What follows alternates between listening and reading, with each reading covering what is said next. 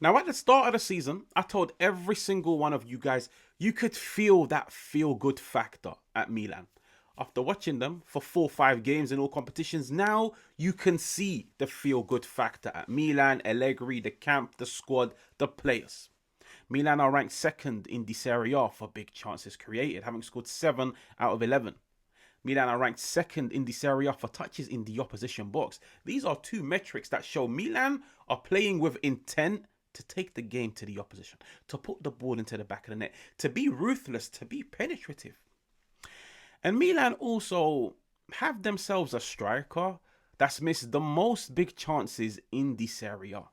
Number 1, number 2, number 3, number 4, number 5, number 6, and number 7.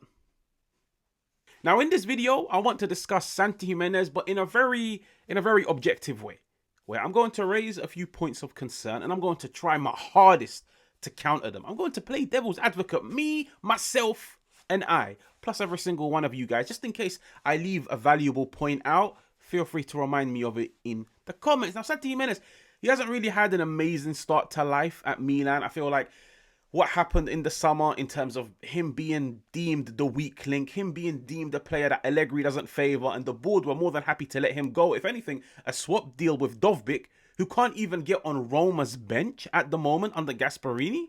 Milan were open to it. But Santi Gimenez, I feel like he's been very fortunate. Pulisic has been in and out of the team because of injuries. Leao hasn't made a single Serie A appearance. And Nkunku is not ready to start. And because of that, Santi Gimenez has started all 4 of Milan's Serie A games. And in every single one of those games, he's had opportunities to get on the score sheet, but he hasn't. And once again, number 1, number 2, number 3, number 4, number 5, number 6, number 7. Santi Gimenez in the Serie A so far this season has missed the most big opportunities. And I want to explain to you guys that this is not as bad as maybe, just maybe, people are trying to make seem. It's bad, but there's some positive. There's a silver lining. Silver lining number 1. When you look at all of the top strikers across the world, like the strikers that score goals, they miss a lot of opportunities. Like, who could you think of that scores a relentless amount of goals? Erling Haaland in the Premier League? If he scores 25, go and look at how many opportunities he's missed. Victor Osimhen, I think he's got amazing movement in the final third. Go look at how many chances he misses. Strikers missing opportunities is not the be-all and end-all. Every single striker will miss opportunities. The reason why I look at this and say Santi Gimenez having missed 7 in the Serie A so far this season is not that bad. Like, it's not as bad as it seems. It's because this shows Gimenez has got good movement in the final third. I always say this. For a striker to miss, he's getting himself into those dangerous areas. Because I can promise you, another striker, 4 games into the Serie A, doesn't have 7 opportunities. Gimenez's movement in the final third is good. He's getting onto the end of opportunities. He's getting that half yard to get a shot on goal. He's positioning himself correctly. He's anticipating on loose balls and loose shots. That is the positive of a striker that's getting big chances game after game after game after game. That's the positive.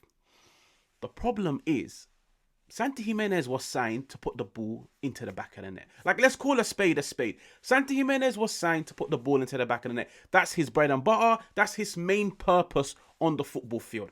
At the moment, I feel like he's been very fortunate, the fact that all of the players in and around him are carrying that load. They're carrying the load of putting the ball into the back of the net. But what happens if one day Captain America isn't there to save the day? What happens if one day Ruben Loftus-Cheek doesn't come off the bench and get himself a goal-scoring opportunity? What happens if on another day Fofana doesn't anticipate a loose ball and put the ball into the back of the net from 15 yards? Everybody will look at the striker and say, this is your purpose, this is your duty, to put the ball into the back of the net. And that's where I look at Santi Gimenez and I say, as much as the movement in the final third is there, you're getting yourself opportunities. You can miss. Trust me, you can miss. Haaland misses, but he scores you a shit ton of goals. Victor Osimhen misses, but he scores you a shit ton of goals. Cavani, I think, for me personally, Edinson Cavani, one of my favourite strikers, I think he was so wasteful. Such a wasteful striker. But Cavani would get you 15, 20, 25 goals a season. Season after season after season. Strikers miss, but they also put the ball into the back of the net. At the moment, Gimenez is just missing, and he's not putting the ball into the back of the net. Now, what's the other positive? The other positive is, one, the fact that imagine having a striker that's missing all of your opportunities, you're still winning games. That is impressive. That shows this Milan squad has got goals all over the park. That is a one big positive of Milan. Two, when you look at the opportunities that are being created, like I mentioned earlier on, Milan being second for big chances created in the Serie A, Milan being second for touches in the opposition box. This is the Milan team that so many people labelled as pragmatic. Allegri, pragmatic. He wants to sit back, defend. No. Milan sit back and defend when they have to, but when they have the ball, they play on the front foot. And when you take into consideration the fact that there hasn't been one single standout player that's creating these opportunities where Milan are dependent on that player to create something. No. When you look at big chances created at the moment so far in the Serie A, Pulisic, 2. Estupinian, 2. Loftus-Cheek, 2. If you want to look at overall chances created, Luka Modric, 2. Luka Modric, 9. Pulisic, 9. Salamakers, 9. Fofana, 7. Estupinian, 5. I think I got it the other way around. The point is, you look at Milan, chances are being created all over the park. Salamakers on the right-hand side. Pulisic on the left-hand side. Modric from deep. Estupinian as a wing-back. These are very, very, very positive signs. The fact that chances are being spread all over the pitch. Opportunities are falling to the number 9. Like, how many times have you watched the game of football and said, this system, this coach, this formation, this personnel on the pitch, our striker is starving. He's not getting opportunities. That's not the case with somebody like Santi Gimenez. He is getting opportunity after opportunity after opportunity.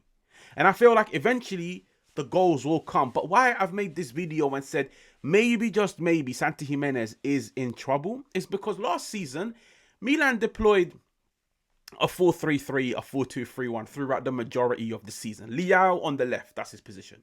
Pulisic on the right, that's his position. Santi Gimenez in the middle competing with Tammy Abraham and Jovic. Abraham is gone. Jovic is gone. The problem is, Allegri wants to deploy wing-backs. Pulisic is not going to play as a wing-back. Leao is not going to play as a wing-back. That means there's only one position on the pitch for both Pulisic and Leao and Nkunku to compete for. And it's the position of Santi Gimenez. In the 3-5-2, you've got yourself 2 attackers. You've got yourself 2 strikers. When Nkunku is fit and feeling himself, Nkunku will put in a solid audition to become a starter in the 3-5-2. When Leao is back and he kicks on, he's a guaranteed starter, especially based off what we've seen in pre-season, what we've read, how much Allegri admires him and loves him, and he wants to unlock him this season. And Leao has already shown in the 3-5-2, I will get you goals. I will be dynamic. I will be a pest. Feed me, and I will score. Pulisic so far, coming off the bench, game changer. Starting games, game changer. Start me again, man of the match. And Nkunku off the bench, impressive. So I'm looking at it and I'm telling myself, last season in the 4-2-3-1, somebody could have turned around and said, no problem, and Nkunku, you take that 10 position that somebody like Reinders has now left. Pulisic, you go on the right-hand side. Leao, you go on the left-hand side. Santi Gimenez, you've got nobody to compete with for that striker position. So don't worry, Hermano. Miss. You're not really competing with anybody. Gimenez is competing with a lot of top players for those 2 positions.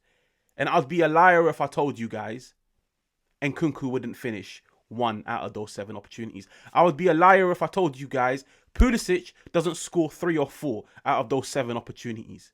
Leao doesn't score 2 or 3 out of those 7 opportunities that Santi Gimenez has missed this season. So I feel like with Santi Gimenez, especially the fact that it was made crystal clear Allegri doesn't really favour him. Allegri, in my opinion, in my own humble opinion, Allegri is starting him because Leao is unavailable. Pulisic got himself an injury after game week 1. And Nkunku was signed late towards the end, towards the window, and he needs time to get that match rhythm and that match sharpness. I'm looking at it and thinking, Santi Gimenez, you've won yourself the golden ticket for somebody that wasn't favoured in the summer, for somebody that Allegri was more than happy to let go of and bring in a Dovbyk. You've won the golden ticket by starting the first 4 games of the season. And you've had opportunities to make a statement to Allegri, to tell him, this is why I stuck around. This is why you should have never sold me. But I'd be a liar if I told you guys, at the moment, Gimenez is making a statement in a positive way. No, it's a statement in a negative way. Yes, the movement is great. We can sit down and credit it. The hard work off the ball is great. We can sit down and credit it. But at the end of the day, Allegri is looking at him and saying, if an opportunity falls to you in the 90th minute and the game is 0-0, I need to look at my striker and have full confidence that he will put the ball into the back of the net. And at the moment, Santi Gimenez is not that guy. So as much as there's a positive in terms of Milan overall, the fact that, look, they're creating opportunities and the opportunities are coming from all over the pitch. Gimenez, great movement in the final third. But at the end of the day, at the moment, it's 4 games. 4 games, you can take it with a pinch of salt. You can remain calm because everyone else is scoring. But I promise you guys, if this was to continue for another 5 games, for another 6 games, for another 7 games, sitting down and praising a striker for having great movement in the final third, but hardly scoring any of his opportunities, that will become a problem. Even if the players around him are scoring and the striker is not scoring, that will become a problem. He's competing with guys that, in my opinion, are far better. Guys that will score far more than him. And that's why I look at Santi Gimenez and I say, maybe, just maybe, January in the summer, I wouldn't be surprised if Milan pulled the plug on him. I'm being completely honest with you guys. I genuinely wouldn't be surprised. When you bear in mind, Allegri still wants Vlahovic. You look at the start that Vlahovic has had to the season. You look at the fact that Vlahovic is available on a pre-contract in January. Vlahovic is a free agent next summer. You think Allegri is not looking at him and thinking, get rid of Santi Gimenez, bring in Vlahovic instead? I just feel like Gimenez, this season, any opportunity that he gets outside of those 4 games, he really needs to start burying those opportunities. Because as much as I've credited, like I've tried to be devil's advocate, as much as I've credited the movement in the final third, I can't justify missing 7 clear-cut opportunities. And the problem is, if you said to me right now, Haj, Lecce, Coppa Italia, will Santi Gimenez miss or score if he was to get an opportunity? I'd probably bet my life on him missing. There's positives in terms of Milan as a whole. There's positives in terms of Santi Gimenez. But there's also big concerns and big negatives. And I feel like he's the only person that can turn them around. Now make sure to like, make sure to subscribe, and I will catch you guys on another one.